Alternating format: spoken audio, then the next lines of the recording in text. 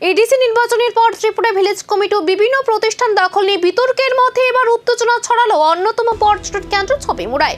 শনিবার অমরপুর মহকুমার অধীনস্থ ছবিমুড়া পর্যটন কেন্দ্রের মূল ফটকে তালা ঝুলিয়ে বিক্ষোভ দেখান ত্রিপুরা মথা দলের কর্মী সমর্থকরা। জানা যায়, মহকুমা শাসকের তত্ত্বাবধানে পর্যটন কেন্দ্রটি পরিচালিত হয়ে আসছিল এবং রাজ্য ও বহিরাজ্যের পর্যটকদের পরিষেবা প্রদান করা হচ্ছিল। তবে এডিসি নির্বাচনে জয়লাভের পর বিভিন্ন জায়গায় দখল সংক্রান্ত অভিযোগ উঠছে। জানা যায়, বিক্ষোভকারীরা তালার চাবি মহকুমা শাসকের কাছে হস্তান্তরের আশ্বাস দিয়ে ঘটনাস্থল ত্যাগ করে। এদিকে তীব্রামতা কর্মীদের তরফে জানানো হয়েছে, আগামী 28শে এপ্রিল পর্যন্ত পর্যটকদের জন্য ছবিমুড়া বন্ধ থাকবে।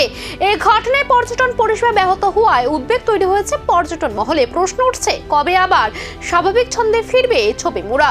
আমরা আজকে এখানে আমরা তীব্রামঠা সংগঠন আর আমরা এডিসি এলাকা, এই কারণে আমরা এখানে আজকে যারা আগের বিজেপি সংগঠন এখানে আছে, বিজেপি এই সংগঠন এখানে কমিটি আসছিল, তারা গত প্রায় 2018 সন থেকে আজ পর্যন্ত 2026 পর্যন্ত তারা এখানে দখল তারা করছি।